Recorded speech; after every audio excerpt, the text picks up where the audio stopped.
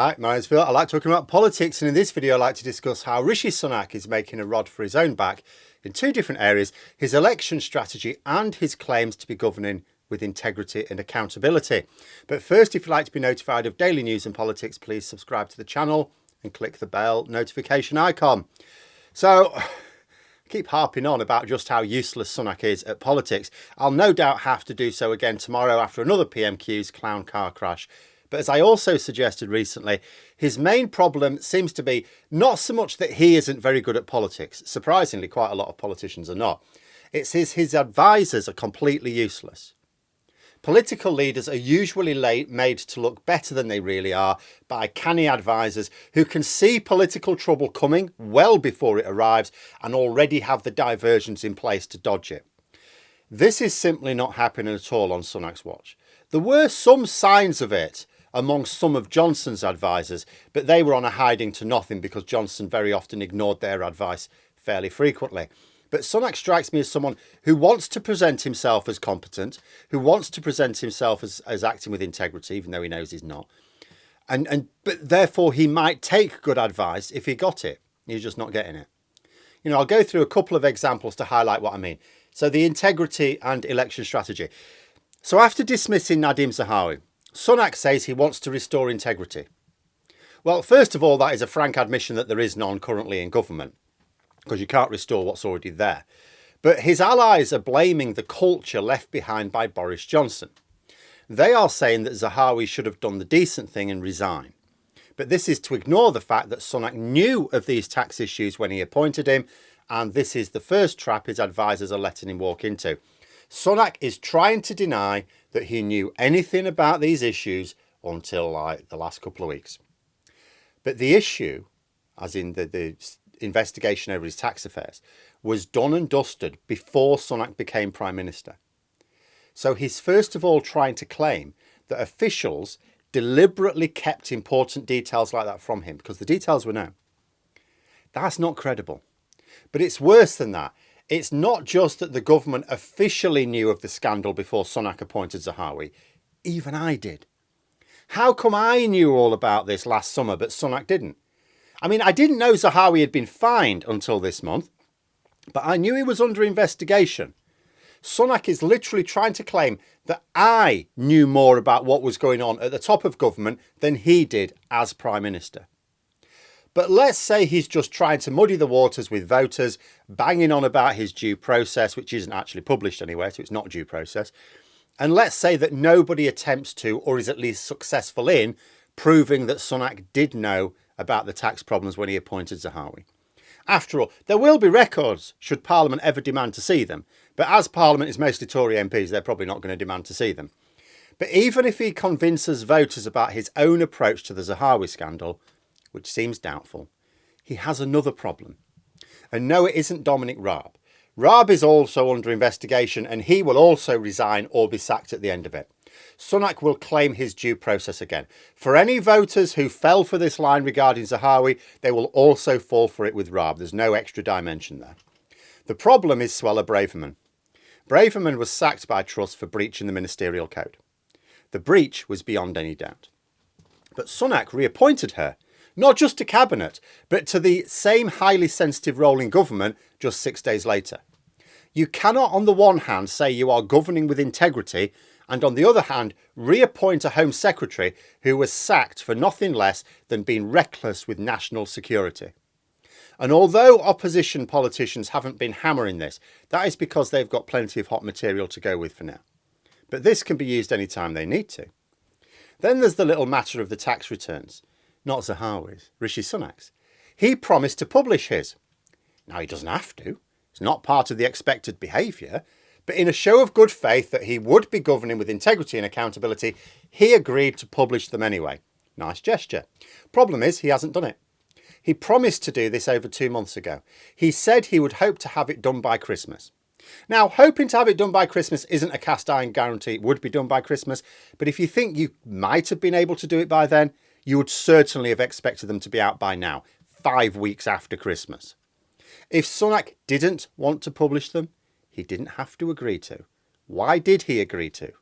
If he'd refused, people could think what they wanted, but there was no reason to. It's not normal to. By saying he will, but not doing so, people will now think, oh, he's got something to hide. Also, it makes him appear dishonest because he promised to do a thing and he hasn't done it. It's a stick to beat him with, which he has personally fashioned and handed to his opponents. There's just no joined up thinking in Sunak's tactics here, which can only mean he does not have a competent strategist advising him. If Sunak was not keen on releasing his tax information, he should not have made the offer. He didn't have to. But it's not just the PR stuff about integrity and accountability that's going badly, and could well still cause him a major headache at some point in the future, because on the balance of probability, he's already lied to Parliament, and he may well do so again tomorrow. And all it takes is for him to be caught out in that lie, and that's it, it's finished. But the general party strategy is knackered as well. There are so many Conservative MPs trying to recapture the mood which propelled them to their huge victory in 2019. We keep seeing it. Various Tory MPs are saying Sunak needs to do this or he needs to adopt this particular policy in order to win. Now, it is normal for various interested party members or groups within a party to do that. It's happening in Labour right now. That's all perfectly normal. But when your MPs are doing it, and we're not talking about the rebels. There are rebels in Labour and the rebels in the Conservatives who will constantly harp. We're not talking about those. We're talking about the normal ones who toe the party line. When they're doing that, it's an indicator that they are not being involved in the strategic operation from the leadership. And is that because there is no strategic operation? If Sunak had a viable strategy for winning the next election, or even giving his party a decent shot at it, you would expect MPs to all be focusing on the key elements of it in their conversations with each other and with the public. They wouldn't be going on about, oh, maybe we need to do this, maybe we need to do that. They wouldn't be doing that because they'd be going, this is what we are doing. We've had it explained to us by the leadership. Sunak would have involved them in how they were going to win, coached them in how to push their main lines of attack and defence. But we're getting no sense of that. And the Tories cannot simply do what they did last time. It would never have worked before 2019, and it wouldn't work again. They enjoyed an alignment of the stars in 2019 that wasn't there before and hasn't been there since. As I alluded to again in one of my videos yesterday, Brexit is no longer a voting issue in any serious sense. Yes, voters still feel very strongly about it, but it's no longer a platform on which you can launch a general election campaign. Apart from anything else, the last general election campaign was vote for us because we've got the oven ready deal. It's all done and dusted and we can move on. Come the next general election, they're still negotiating. The negotiations are still going on. They said, oh, you Labour will be negotiating for months. Well, the Tories have been negotiating for years since that election. But the public do think it's done, rightly or wrongly, and an increasing majority wrongly.